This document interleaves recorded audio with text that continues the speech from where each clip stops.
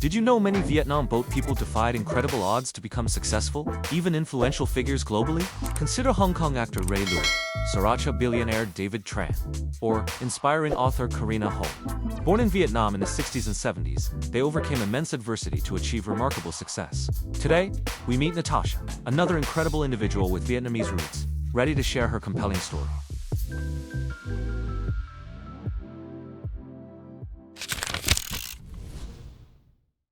Natasha, perhaps you can paint a picture of your childhood and family life in Dalat.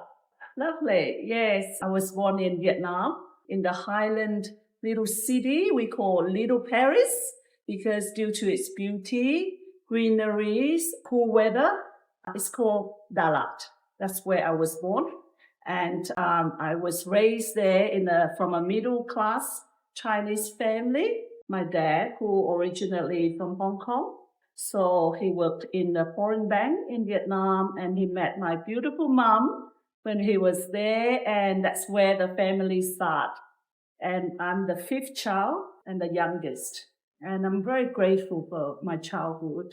There's no lack of food and shelter compared to many other families. So I'm very grateful for that. Can you tell me what are some of your fondest memories of your school days in Vietnam? Yes, of course. I mean, I went to the Chinese school, so all the Chinese in Dalat children go to the same school. Everyone speaks Cantonese at home. So when we go to school, everything will be conducted in Mandarin. My teachers, they were trained in Taiwan. They were very strict, including, weekly check of girls' haircut that has to be above the collar. It's very strict, including in the classroom, we're not allowed to talk. We only listen to the teacher. And everything we have to memorize.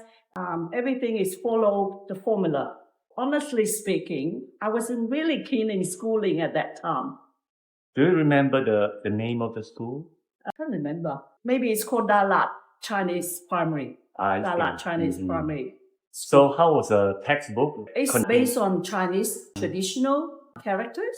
繁体字. 繁体字, because it's from Taiwan. So we learn 繁体字from little, including daily homework, writing using calligraphy, pen brush, and in the little square of each page.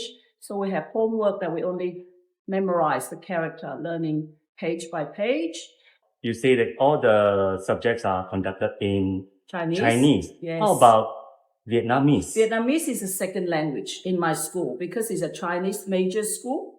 Instead of going to the Vietnamese traditional school, then there won't be any Chinese language.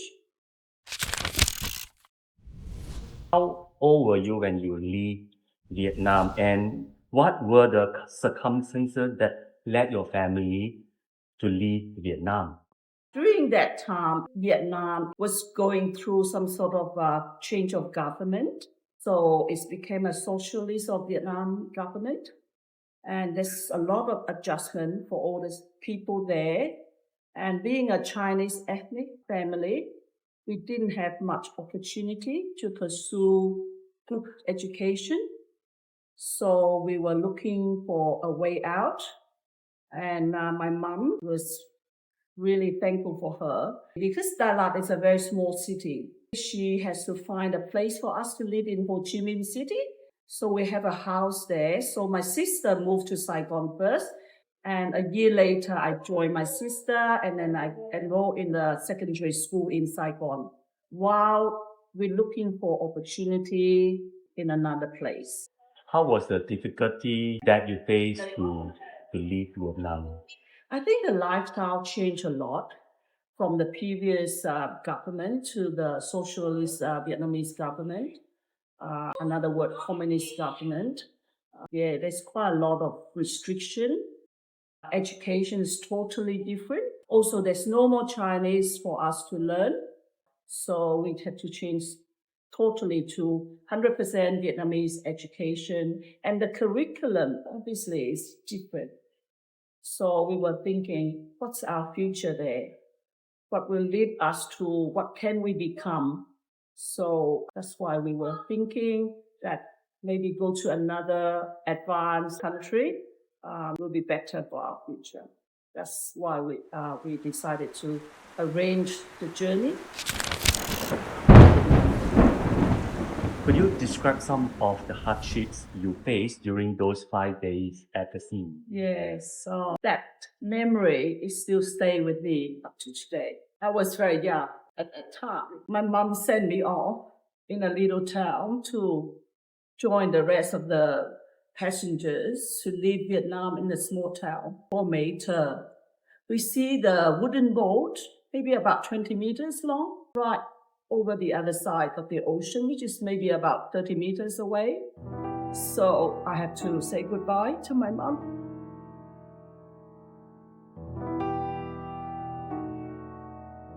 Before I left Vietnam, I told my mom, this is the only way I can find my education and better future. My mom has to arrange all this journey. I was very determined that I had to leave. At the moment last minute when I left my mom, we were transported into a little boat that had maybe about 3-4 people to go into the big one, which were waiting for us out there. That moment, I wanted to go home. I wanted to jump in the water and did want to go, but the boat just starting to leave. I was crying a lot. I said, did I make the right decision? And I didn't know how to swim. So it's really risky. There's no flow to anything. So the little boat took us start. So I saw my mom's shadow getting smaller and smaller. And then we were transferred onto the big boat. We had to climb up, people helping us. We were not allowed to bring any luggages. All our clothing we were wearing layer by layers. It was really thick. So we allowed as many as you want. So we have 5 trousers, 5 shirts, so that we can change. Not allowed to have any luggage. Because they try to put as many passengers on the boat as possible. So that was a very hard moment for me as a young person to decide, make that big decision. And it is very life-threatening journey because at that time we don't know whether we will get to a safe destination. So we really left our fate to the captain of the boat. Fortunately, the person who registered us onto this boat, he's also my neighbor, my family neighbor in Saigon. So he promised my mom, you will keep an eye on me. So I thanked him for that. When I went to the big boat, all the young boys, young girls, older than me was pushed down to the basement of the boat, which has no air. I was sitting on the edge of the boat, which looking out. So I got fresh air, and my neighbor was, of course, he's the owner of the boat. When he saw me came up, he straight away told me, you sit here. So I sat there for the whole journey. It started quite easy, quite cruising at the first few days. When we almost reached Thailand, we got an announcement from the captain. They said, looks like there's a pirate boat somewhere nearby. At that moment, everyone was panicked. Imagine that. It was really dangerous moment. So we panicked for a while, a few hours, and then he said, okay, I make a decision to make a big turn to avoid this pirate boat. So he made a big turn, not to his destination. I think his destination is Malaysia, KL. So he turned away very far. And when he turned away, he said, okay, we are free now, we are safe. We don't see this boat anymore. But then the next thing happened is the weather. We were facing a very rough weather at sea, and our boat was rocking very badly. And that moment I thought, I will finish my life there. The only hope is praying. I was praying so many hours, I could not count how long. We looked around, we could not see any land, and my life destiny is closer to the floor of the ocean. I will be drowned. It took a long time, maybe more than a day, that we left that rough sea area. And then we went closer to Malaysia. We saw a big Navy boat from Malaysian government. They approached us. They said, we know that you are going to Malaysia, but you cannot go there. So we will pull your boat to Indonesia. It's not good news. They try to get rid of us. Previously, some of the people heard that when the Malaysian or the big Navy ship pull the little boat back to the open sea, when they speed up, the boat sink. And everyone said, maybe that's what they're going to do to us. Everyone was crying and screaming, including me, of course. And then there was some negotiation, right? They jumped over with all the Navy and then talked, and they said, no, that's the only way. So they actually start putting rope over our boat and start the journey. So we were thinking, that's it, we'll be sunk. But it was very smooth. It didn't do any harm to us. So we finally arrived in Indonesia, island that is quite remote. And then the captain took us there. They stopped the engine. I remember I had to jump into the water like about this high, right? And then jump in. There's no luggage, so everything wet. But it was quite something scary for many people. In my boat, there's young baby, there's women, there's young people, teenager, all ages. There's one baby didn't make it during the journey. So I witnessed the mom had to put the baby into the ocean. The noise of the baby into the ocean. There was one baby who could not make it. I don't know what's wrong. I didn't know the family. Anyway, we embarked on this island. And then we were slept on the shore for one night. It was too exhausted. We were thankful that I found the land. You know that feeling of floating in the ocean and found the land. I remember I said, I don't care where I am now. As long as I found land, that's where I found the safety. I'm not going out to the sea anymore. So we slept there one night. And the next morning, we saw a lot of Indonesian boat fishermen came and said they can help us. Because there's a remote island. So they were so skillful. They built houses out of bamboo or whatever material. And we just had to pay them like $50 US per hut. So they built the hut a bit higher. Everything was erected very quickly. And then we just survived there.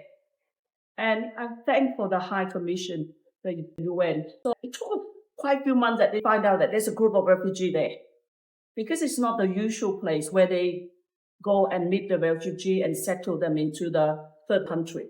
So it took many months. So at that time, we just have to accept it. We're in the remote places. We just got on with life, right? I remember every one of us have some little keyring, gold ring, jewelry, little one.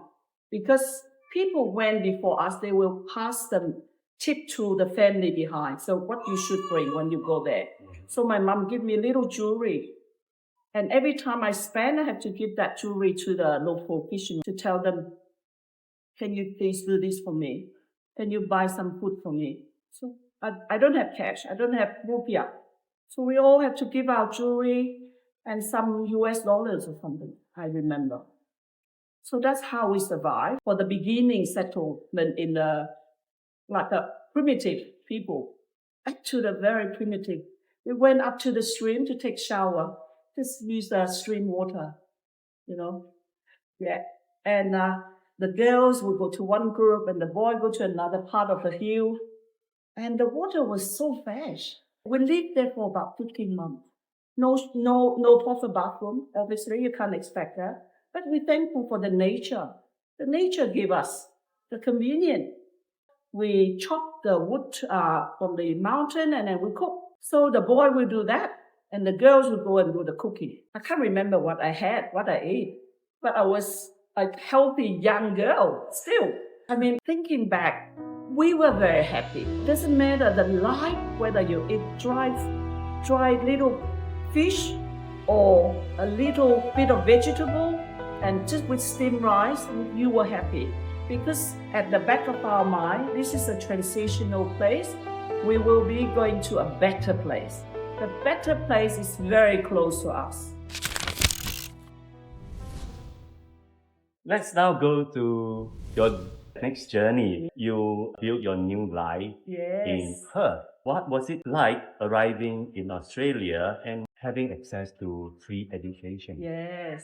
My sister and my brother went there before me for about a year.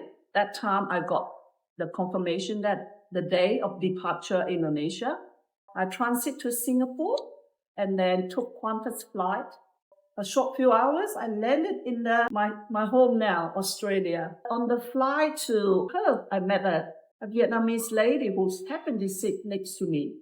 And we were making friends and asking questions. She asked me, what am I going to do? What's my plan? I said, well, of course, with my age, I have to start my high school. But I really want to become a pianist. And she said, wow, that means you have to continue the piano lesson. My husband knows a lot of pianists or teachers in one of the very famous girls' school in Perth.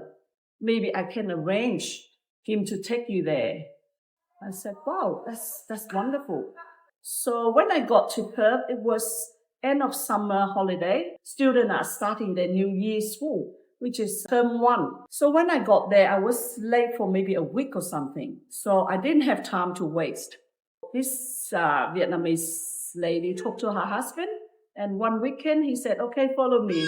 So he took me to see the nuns at the Methodist Ladies College. And they asked me to play a few songs. So I played. I said, oh, they were quite impressed with my skill. Okay, where do you live? So I said, I live in the city with my brother, sister. And we don't have any transport, private transport at that time. So we rely on public transport, buses. So she said, never mind. I will call the principal at another girls' school near your apartment where you stay. So you go to school, you just walk there, a few minutes. So she made one phone call, and then I got the appointment to meet the principal. She also a nun, sister assistant. She said, bring her to my school on Monday. So I started school on Monday. I went to see the sister. She said, you can stay here. Let's go and choose your uniform. Let's go and introduce you to canteen manager. Whenever you're ready for order lunch, you just walk there. They know you. You can order anything you like. Everything will be provided for you for free. And the school fees and are the all... school fee as well. Yes. So I was the first sort of overseas Vietnamese refugee settled and be able to go to private school for free. But I just got sort of big hug from them, big welcome from them.